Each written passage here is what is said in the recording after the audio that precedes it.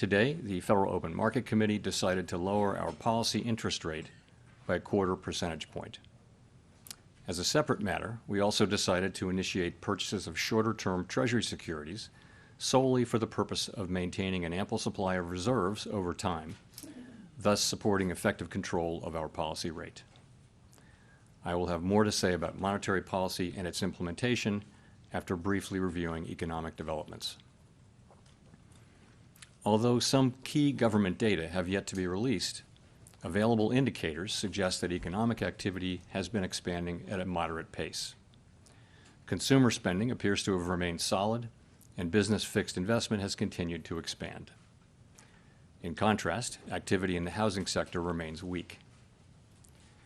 The temporary shutdown of the federal government has likely weighed on economic activity in the current quarter, but these effects should be mostly offset by higher growth next quarter, reflecting the reopening. In our summary of economic projections, the median participant projects that real GDP will rise 1.7% this year and 2.3% next year, somewhat stronger than projected in September.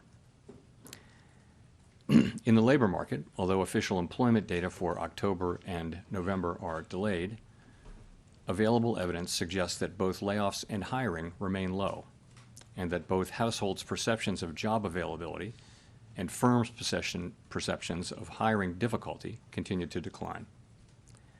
The official report on the labor market for September, the most recent release, showed that the unemployment rate continued to edge up, reaching 4.4%, and that job gains had slowed significantly since earlier in the year.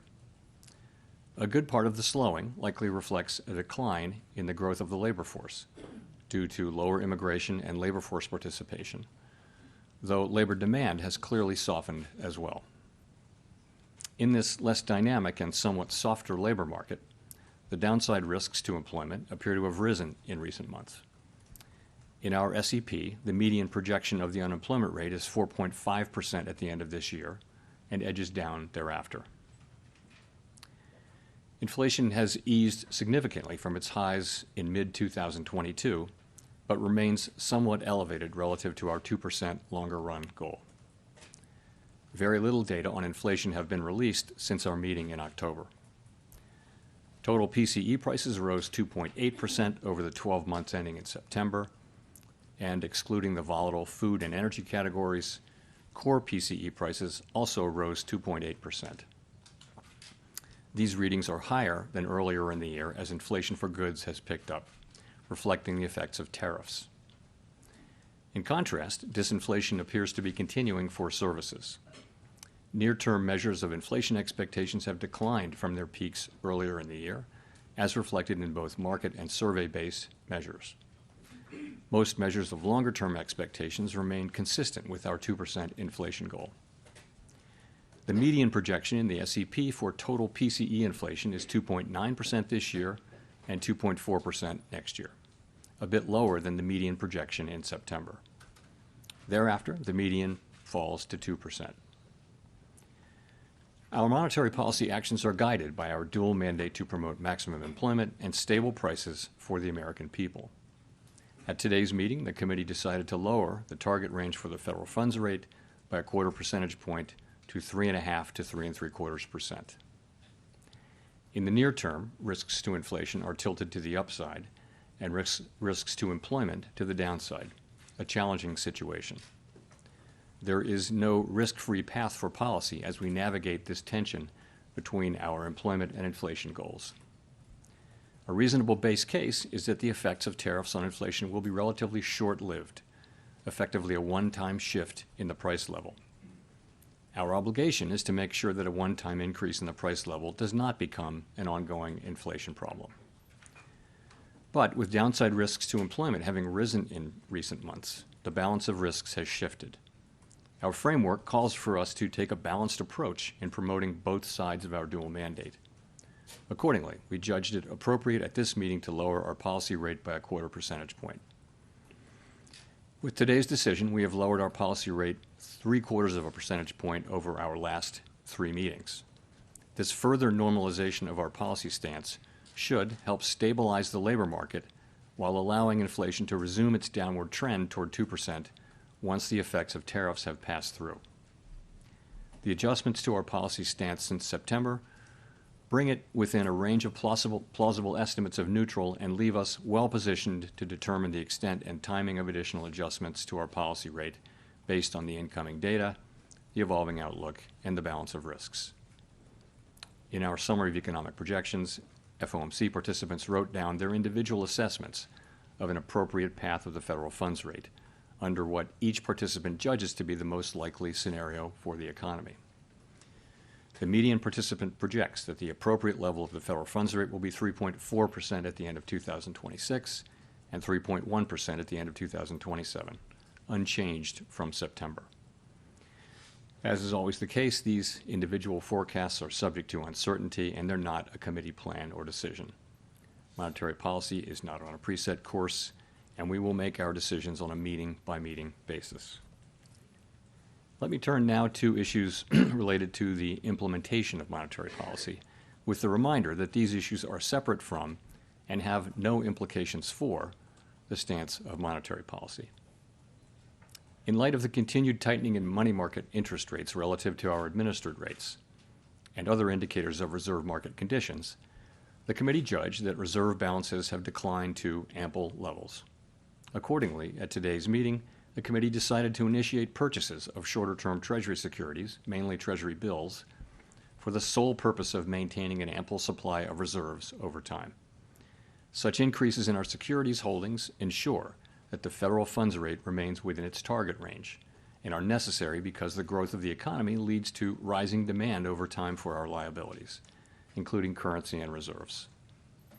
As detailed in a statement released today by the Federal Reserve Bank of New York, reserve management purchases will amount to $40 billion in the first month and may remain elevated for a few months to alleviate expected near-term pressures in money markets. Thereafter, we expect the size of reserve management purchases to decline, though the actual pace will depend on market conditions. In our implementation framework, an ample supply of reserves means that the federal funds rate and other short-term interest rates are primarily controlled by the setting of our administered rates, rather than day-to-day discretionary interventions in money markets. In this regime, standing repurchase agreement, or repo operations, are a critical tool to ensure that the federal funds rate remains within its target range, even on days of elevated pressures in money markets. Consistent with this view, the committee eliminated the aggregate limit on standing repo operations. These operations are intended to support monetary policy implementation and smooth market functioning and should be used when economically sensible. To conclude, the Fed has been assigned two goals for monetary policy: maximum employment and stable prices. We remain committed to supporting maximum employment, bringing our inflation sustainably down to our 2% goal, and keeping longer-term inflation expectations well anchored. Our success in delivering on these goals matters to all Americans. We understand that our actions affect communities, families, and businesses across the country. Everything we do is in service to our public mission. At the Fed, we will do everything we can to achieve our maximum employment and price stability goals. Thank you, and I look forward to your questions. Howard. Thank you. Howard Schneider with Reuters. Just first turning to the statement, just to be clear, we're on the same page here. The insertion of the phrase, considering the extent and timing of additional adjustments, does that indicate that the Fed is now on hold until there's some clearer signal from inflation or jobs or the evolution of the economy along the baseline outlook? So, yes, the adjustments since September bring our policy within a broad range of estimates of neutral. And as we noted in our statement today, we are well positioned to determine the extent and timing of additional adjustments based on the incoming data, the evolving outlook, and the balance of risks. That new language points out that we'll carefully evaluate that incoming data. And also, I would note that having reduced our policy rate by 75 basis points since September and 175 basis points since last September, the Fed funds rate is now within a broad range of estimates of its neutral value, and we are well positioned to wait to see how the economy evolves. And if I could follow up on the outlook there, it seems like with the additional GDP growth coupled with easing inflation and a fairly steady unemployment rate, This seems like a pretty optimistic outlook for next year. What's given rise to that? Is this an early bet on AI? Is there some sense of improving productivity out there? What's driving that? So a number of things are driving what's happening in the forecast. And I would say if you look broadly at outside forecasts, you do see a pickup in growth in many of those now too. So it's partly that consumer spending has held up. It's been resilient, and to another degree, it is that AI spending on data centers and related to AI has been holding up business investment. So overall, the baseline expectation for next year is, at least at the Fed, and I think with outside forecasters too, is a pickup in growth from today's relatively low level of 1.7%. I mentioned that the SEP median is 1.7 for this year growth and 2.3 for next year. You actually, some of that is due to the shutdown. So you can take 0.2 out of 2026 and put it in 2025. So it would really be 1.9 and 2.1. But overall, yes, for a few reasons, fiscal policy is going to be supportive, and as I mentioned, AI spending will continue. The consumer continues to spend, so it looks like the baseline would be solid growth next year. Steve. Thank you, Mr. Chairman, for taking our questions here. You had previously described rate cuts in terms of a risk management framework, and kind of following up on what Howard was asking, is the risk management phase of rate cuts over here, and have you taken out sufficient insurance, I guess, against potential weakness in terms of the data we might get next week when it comes to employment? So we're going to get a great deal of data between now and the January meeting, and I'm sure we'll talk more about that. And the data that we get are going to factor into our thinking. But yes, we have, if you go back, we held our policy rate at 5.4% for more than a year because inflation was high, very high, and unemployment and the labor market was really solid at that point. So what happened is over last summer of 24, inflation came down and the labor market began to show real signs of weakness. And so we decided, as our framework tells us to do, that when the risks to the two goals become more equal, you should move from a stance that favors really dealing with one of them, in that case inflation, to a more balanced, more neutral setting. And so we did that. We did some cutting, and then we paused for a while to work our way through what was happening in the middle of the year. And then we resumed cuts in September, and we've cut now 3. We've now cut a total of 175 basis points. And as I mentioned, we feel like where we're positioned now we're well positioned to wait and see how the economy evolves from here. If I could just follow up on the SEP, you have a whole lot of a big increase in the growth numbers, but not a big decline in the unemployment numbers. And is that an AI factor in there? What is going on in terms of the dynamic of you get more growth, but you don't get a whole lot of decline in unemployment? Thank you, sir. So it is, the implication is obviously higher productivity. And some of that may be AI. It just also, I think, productivity has just been almost structurally higher for several years now. So if you start thinking of it as 2% per year, you can sustain higher growth without more job creation. Of course, higher productivity is also what enables incomes to rise over long periods of time, so it's basically a good thing. But that's certainly the implication.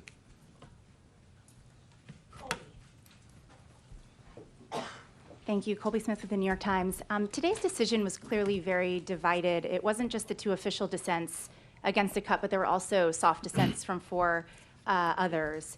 And I'm just wondering if this reluctance from several people to support recent reductions suggests that there is a much higher bar for cuts in the near term.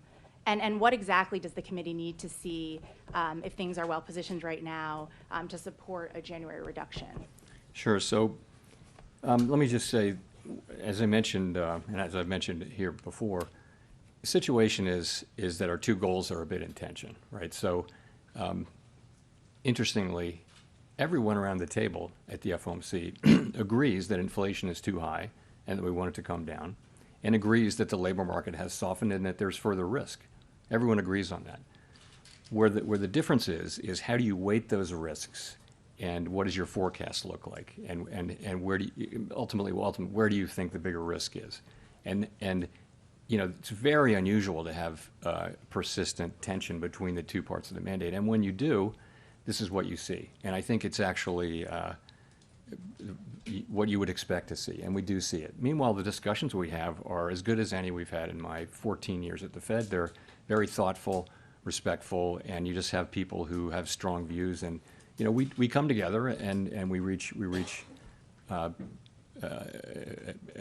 place where we can make a decision. We made a decision today. We had 9 out of 12 supported it, so fairly broad support. But it's not like the normal situation where everyone agrees on the direction and what to do. It's more spread out, and I think that's only inherent in the situation. In terms of what it would take, we all have an outlook in terms of what's going to come, but I think ultimately, having cut 75 and the effects of the 75 basis points will only begin to be coming in. As I've said before a couple times, we're well positioned to wait to see how the economy evolves. We'll just have to see. And we will get, as you know, quite a bit of data. I should mention on the data, as long as I'm talking about it, that we're going to need to be careful in assessing, particularly the household survey data. There are very technical reasons about the way data are collected in some of these measures, both in inflation and in labor, in the labor market, so that the data may be distorted and not just sort of more volatile but distorted, and that's really because data was not collected in October and half of November.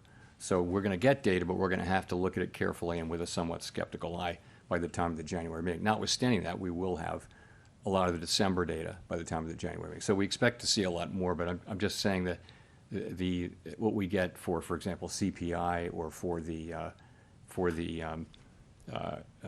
household survey, we're gonna look at that really carefully and understand that it may be distorted by very technical factors.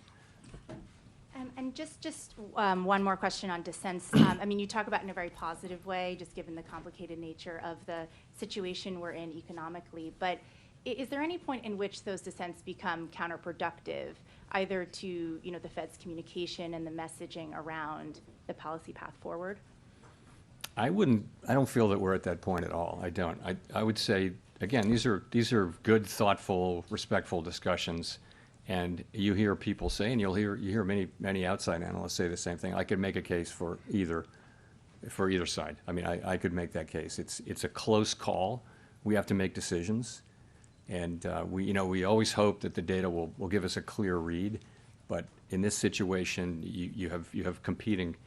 If you look through the SEP, you'll see that a very large number of participants agree that risks are to the upside for unemployment and to the upside for inflation. So what do? You've got one tool. It can't do two things at once. So at what pace do you move? What size moves do you make, and that kind of thing? And what's the timing of them? It's a very challenging situation. I think we're in a good place to, as I mentioned, to wait and see how the economy evolves. Nick.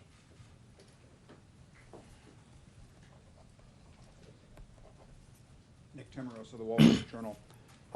Chair Powell, there's been some discussion recently of the 1990s. In the 1990s, the committee did 2 discrete sequences of 3 quarter-point cuts, one in 1995-96 and one in 1998.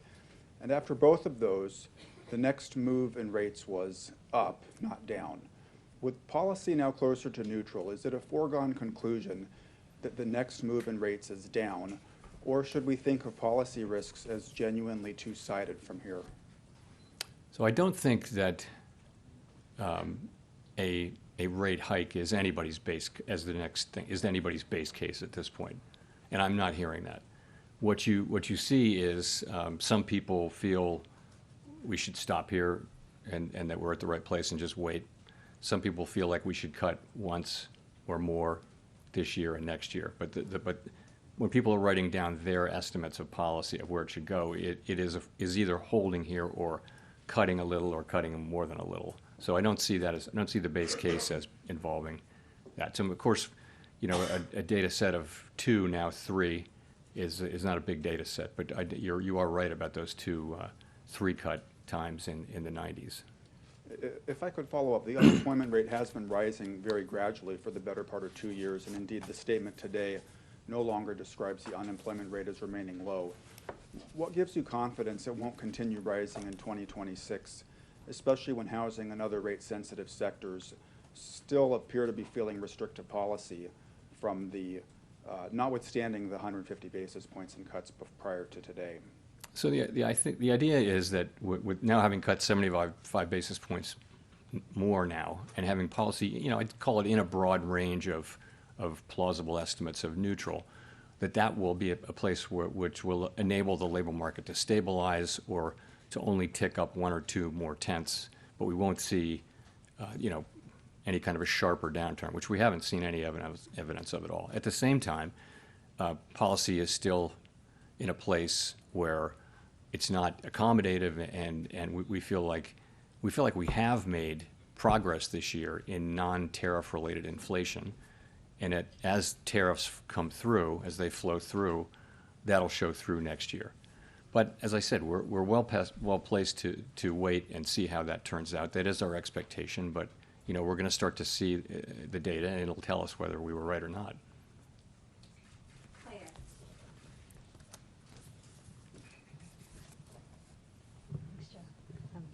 Claire Jones, Financial Times.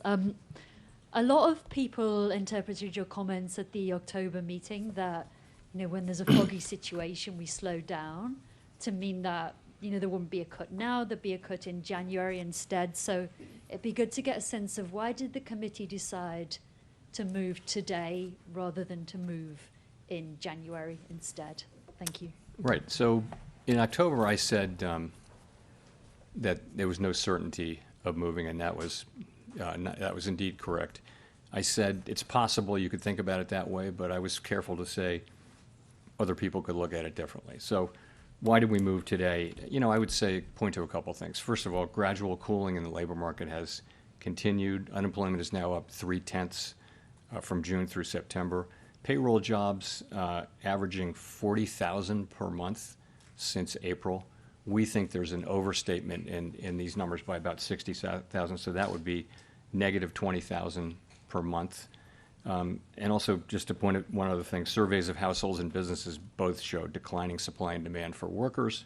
So I think you can say that the labor market has continued to cool gradually, maybe just a touch more gradually than we thought. In terms of inflation, it's come in a touch lower, and I think the evidence is kind of growing that what's happening here is services inflation coming down, and that's offset by increases in goods, and that goods inflation is entirely in sectors where there are tariffs. So that does build on the story, and so far it's only a story, that that the goods inflation, which is really the source of the excess at this point, almost more than half the source of the excess inflation is goods, is tariffs. And you've got to say then, so what do we expect from tariffs? And I would say that is to some extent down to looking for broader economic, heat. Do we see a hot economy? Do we see constraints? Do we see what's going on with wages? You saw the ECI report today. It doesn't feel like a hot economy that wants to generate, Phillips curve kind of inflation. So we look at all those things, and we say that this was a decision to make. It obviously wasn't unanimous, but overall that was the judgment that we made, and that's the action we took. Just on the ample reserves point, how concerned were people around the table about some of the tensions we've seen in money markets? Thank you. I wouldn't say concerned. So what really happened is this. Balance sheet shrinkage, sometimes called QT, went on. We had a framework in place for monitoring it, and nothing happened. The overnight reverse repo facility went down pretty much close to zero. And then beginning in September, the federal funds rate started to tick up within the range, right? And it ticked up almost all the way to interest on reserve balances. There's nothing wrong with that. what that's telling you is that we're actually in reserves, in an ample reserves regime. So, you know, we knew this was going to come. When it finally did come, it came a little quicker than expected, but we were absolutely there to take the actions that we said we would take. So, and those actions are today. So, you know, we announced that we're resuming reserve management purchases. That is completely separate from monetary policy. It's just we need to keep an ample supply of reserves out there. Why so big? The answer to that is, you know, if you look ahead, you'll see that April 15th is coming up, and our framework is such that we want to have ample reserves even at times when reserves are at a low level temporarily. So that's what happens on tax day. People pay a lot of money to the government, reserves drop sharply and temporarily. So this seasonal buildup that we'll see in the next few months was going to happen anyway. It was going to happen because April 15th is April 15th. There's also a secular ongoing growth of the balance sheet. We have to keep reserves, call it constant as it relates to the banking system or to the whole economy. And that alone calls for us to increase about $20–25 billion per month. So that's a small part. That's going on. It's also happening in the context of a temporary few month front loading to get reserves high enough to get through the tax period in mid-April. So that's what's happening there. Andrew. Thanks, Mr. Chairman. This is the last post-FOMC press conference before an important Supreme Court hearing next month. Can you talk about how you're hoping the Supreme Court will rule? And I'm just curious why the Fed's been so reticent on such a pivotal matter. It's not something I want to address here, Andrew. You know, we're not legal commentators. It's before the courts, and we think we don't think that we help matters by trying to engage as a public discussant of that. I'll give you a mulligan, though. No, thanks. I don't know if that means I get 3 questions, but No, just one more. I guess I wanted to come back to the 1990s question, and like, do you see that as a useful model for thinking about what is happening in the economy right now? I don't think it rises to that level. So I did think that in 2019, where we cut 3 times, but you know, this is such a unique situation. It's not the 1970s, let's put it that way, but we do have tension between our 2 goals. And so that's just unique in my time at the Fed, and I think going back a long ways, we haven't had that. In our framework, as you know, says that when that's the case, then we try to, you know, take a balanced approach to the 2 things, and we look at how far they are and how long it would take to get them back to, each of them back to the goal. And that's a very subjective analysis, really. But it just tells you you've got to, and I think ultimately what it says is when they're broadly equally threatened or equally at risk, you should be kind of neutral. Because if you're either accommodative or tight, you're favoring one or the other goal. And so we've been sort of moving in the direction of neutral. Now we're in the range of neutral. We're in the high end of the range of neutral, I would say. And that's what we're doing now. It so happened that we've cut 3 times. That, you know, we haven't made any decision about January, but as I've said, we think we're well positioned to wait and see how the economy performs.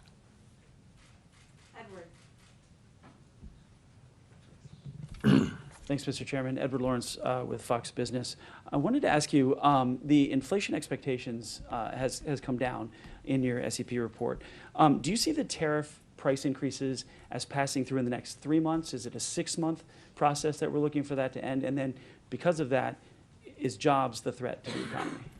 So with tariff inflation, you know, there's the announcement of a tariff, and then they start to take effect, and then it takes some months. Goods may have to be shipped from other parts of it may take, quite a while for an individual tariff to take its full effect. But once it's had that effect, then the question is, isn't that just a one-time price increase? So we actually look at it, all of the announcements and what you get from all that. You see sort of for each one of them, there's a time period, and then it's fully in. So if there are no new tariff announcements, and we don't know that, but let's assume there are no major new tariff announcements, inflation from goods should peak in the first quarter or so, right, or roughly. You know, we haven't been able to predict this with any precision. No one is. But call it the first quarter or so of next year should be the peak. And from here, it shouldn't be big. It should be a couple tenths or even less than that. We don't really have precision on this. And after that, again, if there are no new tariffs that are being announced that will take 9 months to get fully in, and 9 months is also an estimate, then you should start to see that coming down in the back half of next year. And I wanted to see if I could address sort of the elephant in the room. The president's been talking openly about a new Fed chairman. Does that hinder your current job right now or change your thinking at all? No. No mulligans for it. Michael McKee from Bloomberg Radio and Television. 10-year rates are 50 basis points higher than when you started cutting back in September of 2024, and the yield curve basically has been steepening. Why do you think that continuing to cut now, especially in the absence of data, is going to bring down the yield on the thing that will move the economy the most? So we're looking at the real economy and focusing on that. And you've got when the long bonds move around, you've got to look at why they're moving around. If you look at inflation compensation, it's very that's one part of it is inflation compensation break-evens, and they're at very comfortable levels. They're at levels consistent once you get out past the very short term now.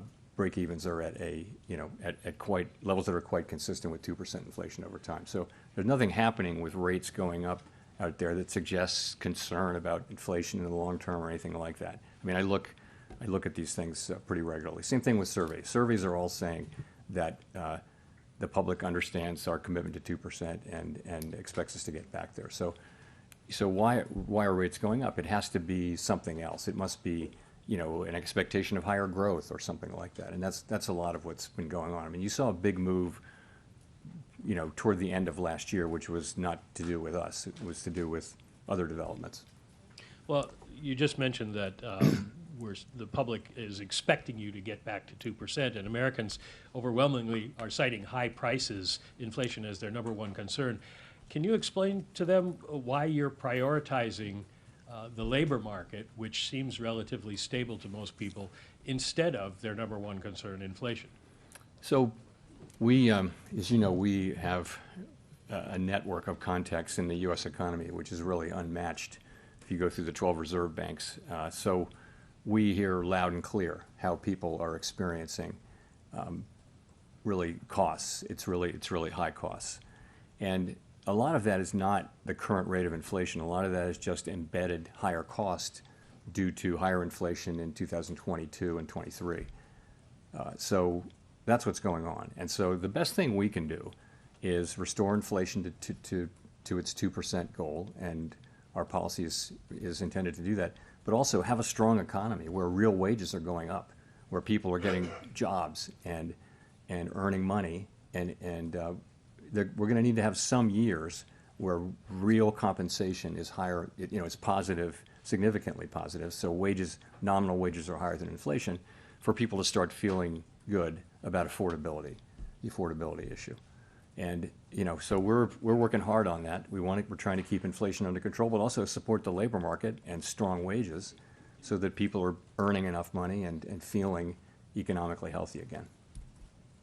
Victoria. Hi, Victoria Guida with Politico. Just to follow up on that, I mean, this is now the third time that you've cut this year and inflation is around 3%.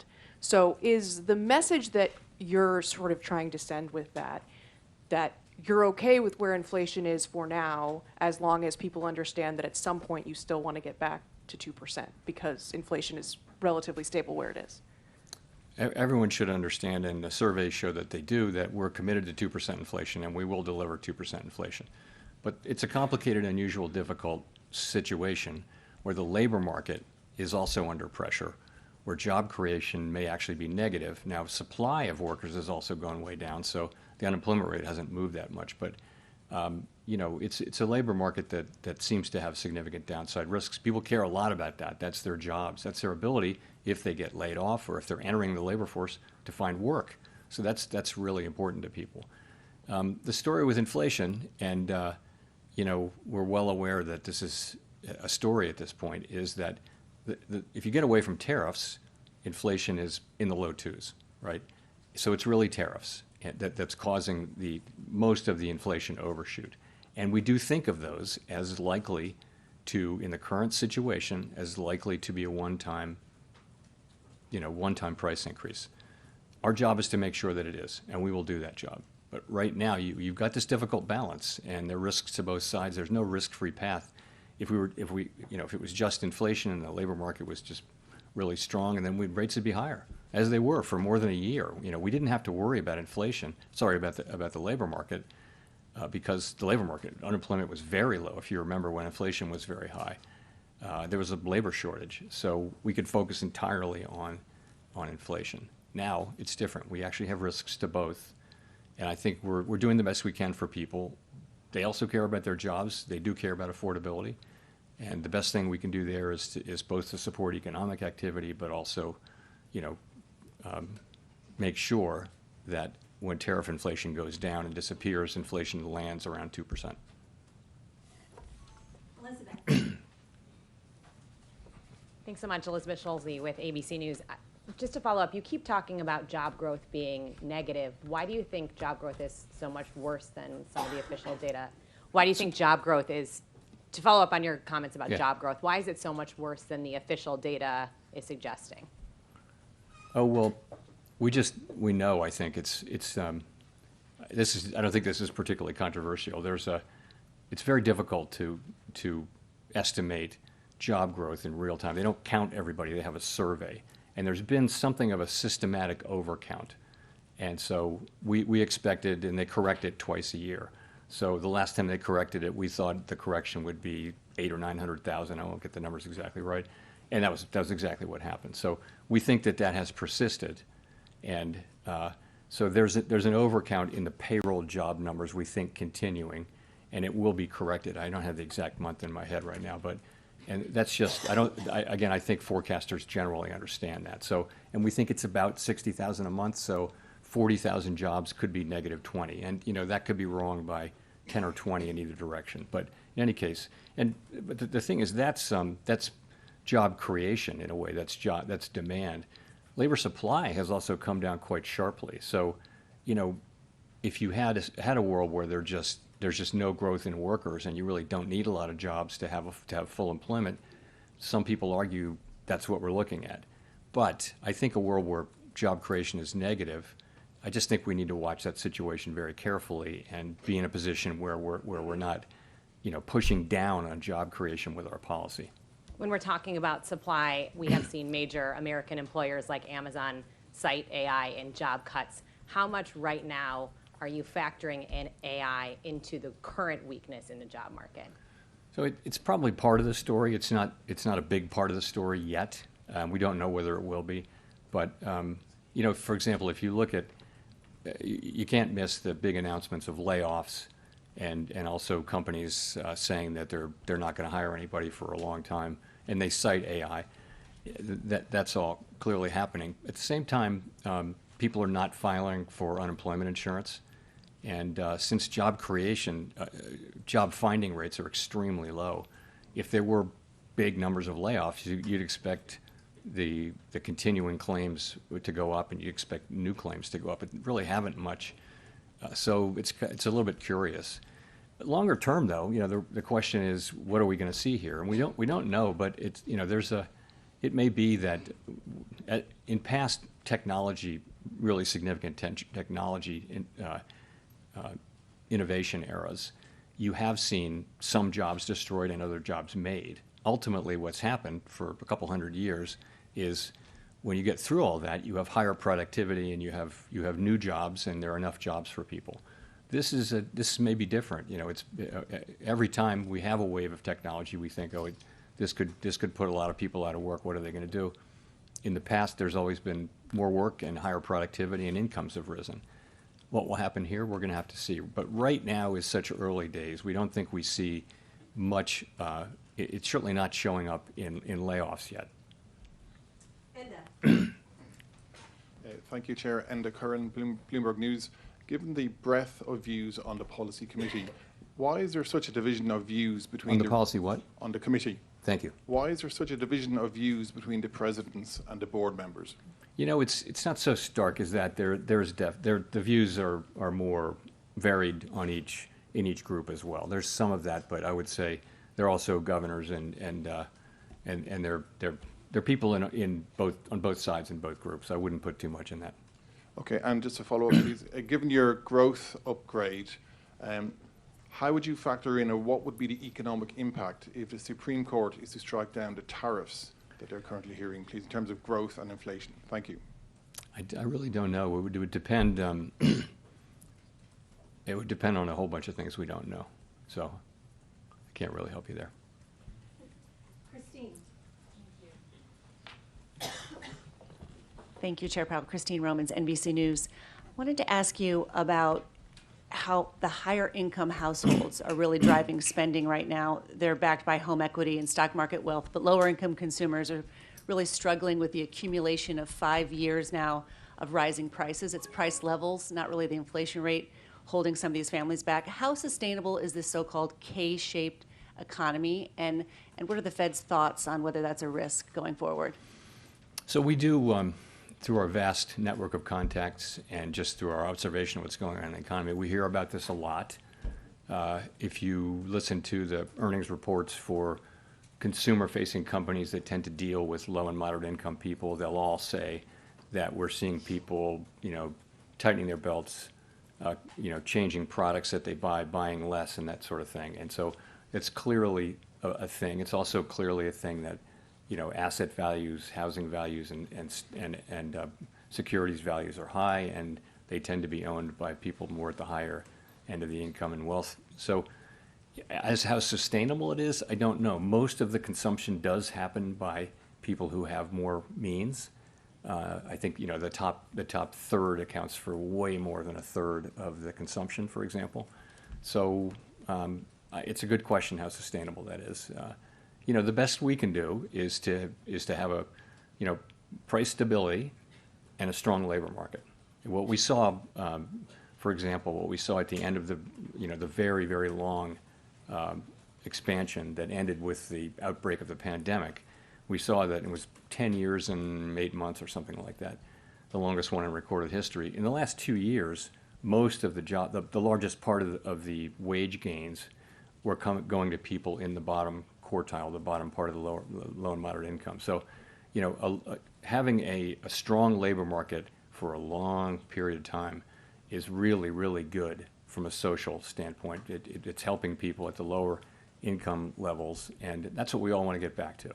But we got to have price stability, and we got to have full employment, maximum employment. And just quickly, you mentioned the housing market remains kind of weak. With these rate cuts that we've seen, is there a chance we're going to see more affordability in the housing market so more people can maybe enjoy that part of wealth creation? I mean, the average age or median age of a first-time home buyer is now 40 years old. That's the highest on record.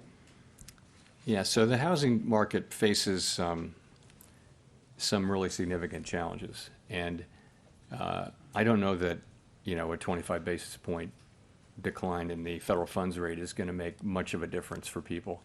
Housing supply is low. Many people have very, very low rate mortgages from the pandemic period, and they kept refinancing and caught the really low. So it's made expensive for them to move, and we're a ways away from that changing.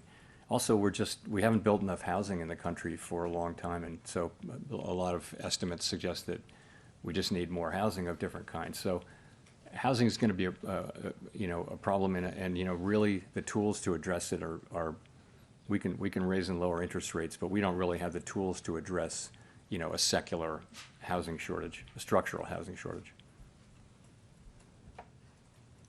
Chris. Thanks, Chris Rugaber, Associated Press. You mentioned on inflation, services inflation being low, goods inflation looking like maybe it'll peak. We had the wages report you mentioned today showing moderating wage growth. Where are there inflation risks? It looks like inflation is cooling, in your view. At the same time, you have potentially negative hiring. Why not?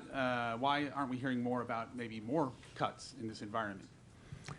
Well, I think the risk in inflation is pretty clear to see, and that is, we see higher inflation.